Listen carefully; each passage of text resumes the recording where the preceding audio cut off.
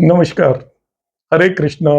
आप सभी का स्वागत है इनोवेटिव ज्योतिष में और मैं डॉक्टर महेश जोशी। मेरे प्रीवियस वीडियो के अंदर आपने बर्थ टाइम रेक्टिफिकेशन की इंपॉर्टेंस को जाना होगा। जैसा कि मैंने बताया था उसमें मैं पंडित देवदत्त शर्मा जी से मिला था और उन्होंने मुझे इसकी बहुत एक ज़रूरी जानकारी दी जो आप सभी एस्ट्रोलॉजर्स को होनी चाहिए कि हमें किसी भी व्यक्ति के बताए हुए जन्म समय के बेस पर कुंडली बनाने की बजाय हमेशा बर्थ टाइम को रेक्टिफाई करना चाहिए, क्योंकि बर्थ टाइम डिसाइड करना एक एस्ट्रोलॉजर का काम है। जो नेटिव आपके पास आएगा वो जो बर्थ टाइम लेकर आएगा उसमें जब तक आप करेक्शन नहीं कर रहे हो तब तक वो बर्थ टाइम करेक्ट नहीं है। और उसके बेसिस पर यदि आप डिविजनल चार्ट या छोटे डिविजन्स को एनालिसिस करना चाहते हो, डी60 वगैरह को एनालिसिस करना चाहते हो, करेक्ट प्रेडिक्शन देना चाहते हो व्यक्ति को, तो आपकी प्रेडिक्शन करेक्ट नहीं हो सकती। अब बर्थ टाइम करेक्शन में मैंने प्रीवियस क्लास में प्राण पदा लग्न की इंपॉर्टेंस और उसका यूटिलाइजेशन मैंने आपको बताया था, क्योंकि बर्थ टाइम हर एस्ट्रोलॉजर को करना आना चाहिए करेक्ट। अब बर्थ टाइम की अलग अलग टेक्निक यूज होती हैं जो कि केपी एस्ट्रोलॉजी की है, वो मैं पूरी केपी एस्ट्रोलॉजी कराता हूँ, उसमें बर्थ टाइम भी कराता हूँ। कस्पल इंटरलिंक एस्ट्रोलॉजी की है वो भी कराता हूँ, मैं बर्थ टाइम कराता हूँ, मगर मेरा उस पर विश्वास नहीं है। विश्वास मेरा जो हमारे शास्त्रों में जो दिए हुए हैं उन श्लोक्स के बेस पर जो टेक्निक्स हैं उन्हें उन पर ही है पूरी तरीके से, और उसी को मैं काफी लंबे समय से करता हूँ। कितने ही लोगों की कुंडलियों को मैंने बर्थ टाइम रेक्टिफाई किया। आप लोग यदि सीखना चाहते हैं खुद, मैं अलग ही वीडियोस अपलोड करता हूं, मगर उन वीडियो से आप कुछ कुछ बातें सीख पाएंगे। पूरी तरीके से सीखना चाहते हैं तो ये आपके पास एक अपॉर्चुनिटी है। साल में एक बार मैं केवल बर्थ टाइम रेक्टिफिकेशन का कोर्स लेकर आता हूं। अभी मेरा जो कोर्स शुरू हो रहा है एग्जैक्टली 19 अगस्त से शुरू हो रहा है। आप यदि सीखना चाहते हैं तो आप मेरे कोर्स को ज्वाइन करें। नंबर 9013798899 व्हाट्सएप नंबर पर मैसेज करें, कृपया कॉल ना करें। अब देखिए हम क्या करने वाले हैं, यहाँ पर मैं आपको एक बहुत ही इंपॉर्टेंट बात बताने वाला हूँ। बहुत सारे डिविजनल चार्ट यूटिलाइज करने होते हैं जब भी हम बर्थ टाइम को रेक्टिफाई करते हैं। प्रीवियस क्लास में मैंने बताया था कि आपको जो इवेंट लाइफ इवेंट को जब वेरीफाई करना है तो वो डी60 चार्ट से करेंगे। आप दशा और अंतर दशाओं से जो वेरीफाई कर रहे हो उसका कोई भी मतलब नहीं है। वो बर्थ टाइम के रेक्टिफिकेशन में किसी भी तरीके से आपकी मदद नहीं करेगा, चाहे आपके इवेंट मिले या ना मिले उसका कोई यूज नहीं है। आप डी60 से इवेंट को देखोगे। आज जो मैं बताने वाला हूं ये एक बहुत ही इंपॉर्टेंट फैक्ट है, और ये फैक्ट है बेस्ड ऑन डी108 चार्ट। आप नवांशा जानते हो, द्वदांशा जानते हो, डी9 एंड डी12 चार्ट जानते हो। जब हम डी9 चार्ट को 12 भागों में डिवाइड करते हैं तो एक चार्ट बनता है डी108 चार्ट।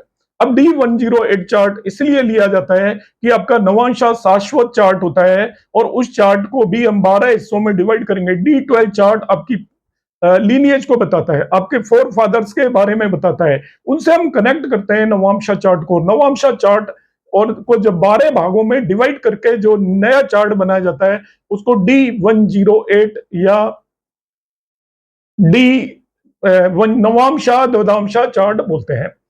आपको जब आप सॉफ्टवेयर में चाहोगे तो उल्टा भी मिलेगा। डी108 एक डी12 चार्ट को 9 हिस्सों में डिवाइड करके भी बनाया जाता है, जिसको द्वदांशा नवांशा चार्ट बोलते हैं। मगर हमें यूज करना है नवांशा द्वदांशा चार्ट।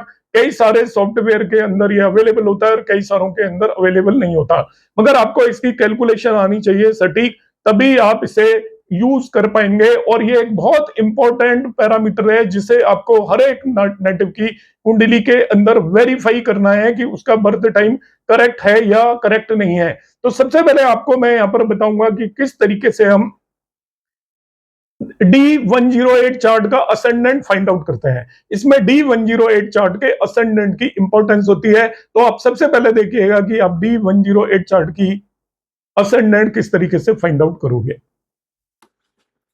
नवांशा द्वदांशा मतलब डी108 चार्ट का कैलकुलेशन पार्ट मैं यहाँ पर कवर करूंगा आपके सामने कि हम किस तरीके से कैलकुलेशन फाइंड आउट करेंगे इसकी।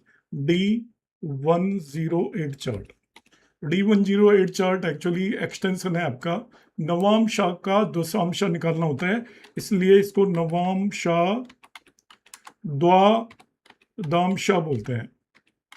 D9 का एक्सटेंशन है इनटू 12 पार्ट्स, और ये बर्थ टाइम रेक्टिफिकेशन में एक बहुत ही इंपॉर्टेंट रोल प्ले करता है।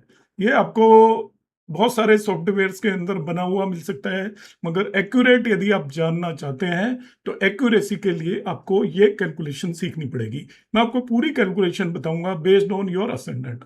देखिए आपको क्या करना है, सबसे पहले स्टेप में आपको अपनी असेंडेंट का लॉन्गिट्यूड लेना है। लॉन्गिट्यूड ऑफ असेंडेंट, जिसे बोगांश बोलते हैं हिंदी में, लॉन्गिट्यूड ऑफ असेंडेंट ले लीजिए।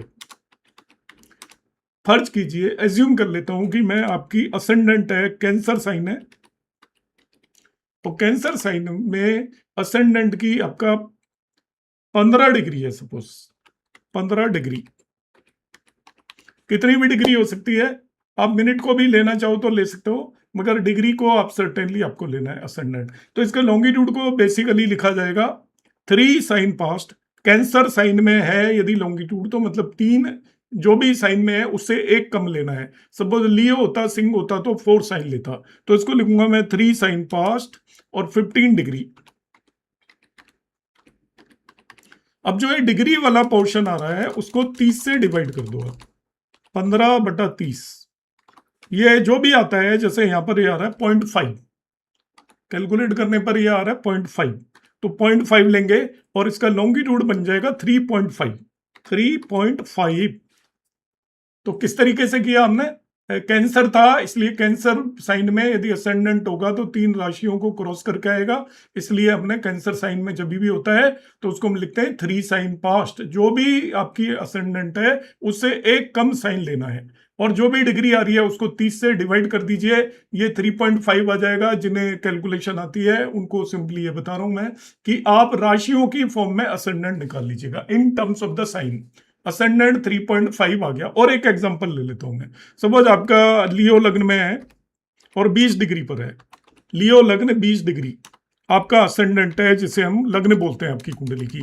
तो इसको मैं लिखूंगा, लियो लग्न है इसलिए इसको मैं लिखूंगा 4 साइन और 20 डिग्री हो गया। अब जो ये 20 डिग्री आ रहा है इसको आप 60 से डिवाइड कर 30 से डिवाइड कर दो। एक राशि 30 डिग्री की होती है, 30 से डिवाइड करने पे यह आएगा 0.66। अब मैं इसके असेंडेंट के लॉन्गिट्यूड को लिखूंगा 4.66। ये स्टेप 1 है। अब दूसरा स्टेप, अब मैं आपको निकालना बताऊंगा कि आप नवांशा के असेंडेंट की डिग्री कैसे पता करेंगे। इससे degree of navamsha ascendant, degree of navamsha ascendant,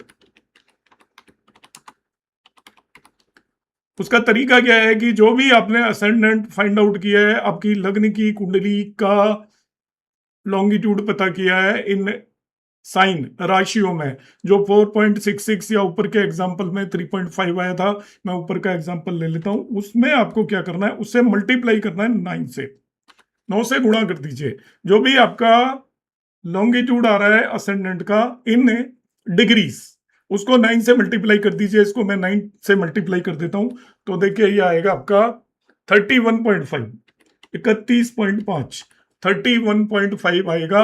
इसे आपको नोट कर लेना है। तो जो भी आपका लग्न का भोगांश है उसको आपने राशियों में कन्वर्ट करना है, मतलब जो डिग्री है उसको 30 से डिवाइड करके पॉइंट और डेसिमल की फॉर्म में आपने लिखा। अब आपको यदि नवांश का असेंडेंट आपका चाहिए तो उसको 9 से मल्टीप्लाई कर दीजिएगा। 9 से मल्टीप्लाई करने पर ये आपका आ जाएगा, यहाँ पर यदि मैं इसे कैलकुलेट करूंगा तो 31.5 आया। इसमें इसके नियरेस्ट 12 के मल्टीपल को सब्ट्रैक्ट करना है। जो भी इसके आसपास 12 के मल्टीपल हो, 12 के गुणक हो, उन्हें यहाँ पर सब्ट्रैक्ट करना है, क्योंकि 12 से ज्यादा तो हो नहीं सकता नवांश का असेंडेंट, 12 से ज्यादा राशियां नहीं होती। तो 31.5 आ रहा है तो इसमें से मैं 24 को सब्ट्रैक्ट कर दूंगा। सपोज ये 47 आता तो मैं 36 सब्ट्रैक्ट कर देता। सपोज ये आपका 63 आता तो मैं उसमें से 60 सब्ट्रैक्ट कर देता। अब जो बचा ये बचा आपका 7.5। 7.5, ये जो 7.5 है ये इसके नवांशा का असेंडेंट हो गया। Ascendant of navamsha, longitude of navamsha, sorry, it is longitude of navamsha, longitude of navamsha, इसके नवांशा का ये लॉन्गिट्यूड आएगा। तो आप अब नवांशा के लॉन्गिट्यूड तक पहुंच चुके हो। मुझे चाहिए एक्चुअली असेंडेंट D108 चार्ट की, नवांशा द्विधांशा चार्ट की लॉन्ग वो चाहिए मुझे। देखिए ये दो D108 चार्ट दो तरीके से बनाए जाते हैं। पहले द्वदांशा चार्ट बनाइए और उसको 9 हिस्सों में डिवाइड करिए, उसको भी D108 बोलते हैं। मगर बर्थ टाइम रेक्टिफिकेशन में आप नवांशा को 12 हिस्सों में डिवाइड करके हम पता करेंगे। 12 हिस्सों में क्यों डिवाइड किया है, द्वदांशा क्यों लिया है, क्योंकि वो आपकी लीनियज को बताता है, आपके पेरेंट्स को बताता है, आपके फोर फादर्स को बताता है, उनसे कनेक्टिविटी को बताता है। मैं इसका थ्योरिटिकल एस्पेक्ट यहाँ पर एक्सप्लेन नहीं कर रहा हूँ, मैं केवल आपको मैथमेटिकल पार्ट बता रहा हूं जो आपको बर्थ टाइम रेक्टिफिकेशन में आपको जरूरत पड़ेगी। अब मुझे लॉन्गिट्यूड पता चल गया नवांशा का। अब मुझे D108 चार्ट का लॉन्गिट्यूड चाहिए, असेंडेंट का D108 चार्ट का। अब उसका क्या तरीका है, उसके तरीके में आपको क्या करना है, जो ये 7.5 है इसके 7 को छोड़ दीजिएगा, जो पूरा नंबर आ रहा है उसे आप छोड़ दें, केवल डेसिमल को ले लें, जैसे यहाँ पे 0.5 आया है, और उसको 12 से मल्टीप्लाई करेंगे। सपोज ये आया होता 6.3, तो 6 को छोड़ देते, 0.3 को 12 से मल्टीप्लाई करते। सपोज ये आया होता 9.8, तो 9 को छोड़ देते, 0.8 को 12 से मल्टीप्लाई करते। तो 0.5 को 12 से मल्टीप्लाई किया और ये मुझे मिल गया 6।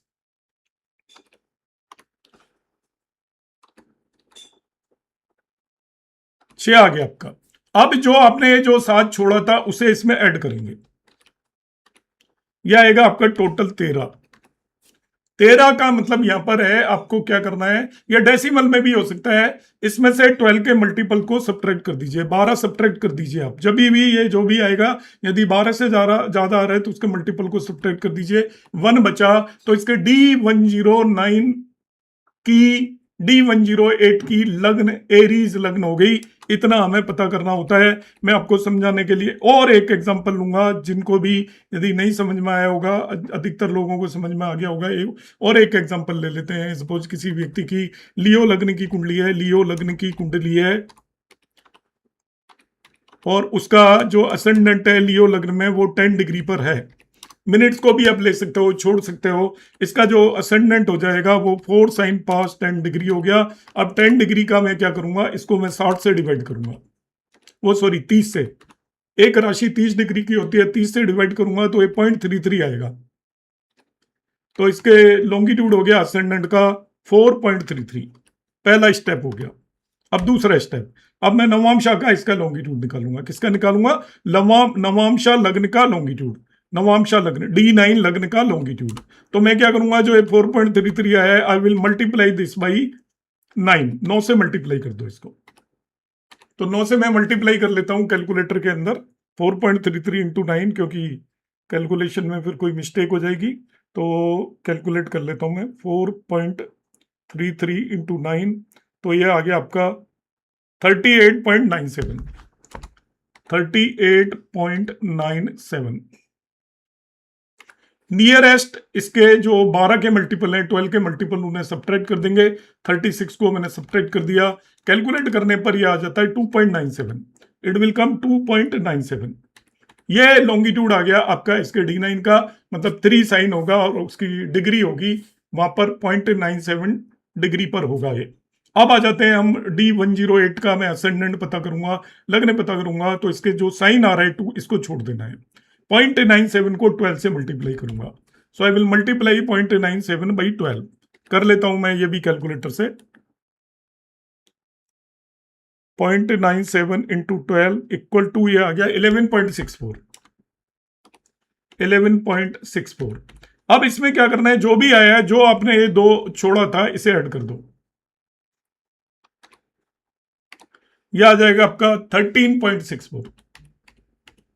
जो नियरेस्ट 12 का मल्टीपल है उसे सब्ट्रैक्ट कर दो, 12 घटा दिया, यह आ गया आपका 1.64।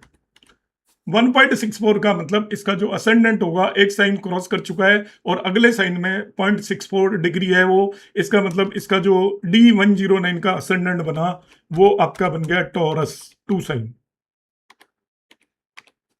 इस तरीके से हम D108 का असेंडेंट फाइंड आउट कर सकते हैं। होपफुली आपको D108 चार्ट की असेंडेंट निकालना आ गया होगा। अब मेरा सूत्र सुनिए जो आपको अप्लाई करना है कुंडलियों पर।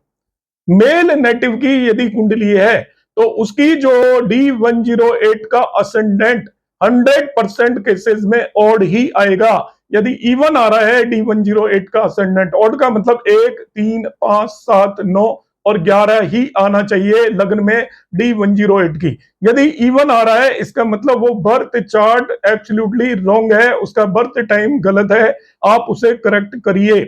दूसरा, यदि फीमेल नेटिव की असेंडेंट कुंडली है, लग्न कुंडली है, उससे आपने D108 चार्ट निकाला, D108 चार्ट का यदि असेंडेंट फीमेल नेटिव की केस में इवन आ रहा है तो वो आपका करेक्ट है, उसके सही होने की पॉसिबिलिटी है। मगर ऑड आ रहा है तो आपको बर्थ टाइम करेक्ट करना पड़ेगा। मेल नेटिव की असेंडेंट D108 चार्ट में ऑलवेज ऑड आएगी और फीमेल नेटिव की असेंडेंट इवन आएगी। इस सूत्र को लगाकर आप बर्थ टाइम को करेक्ट कर सकते हैं। नमस्कार, धन्यवाद, हरे कृष्ण।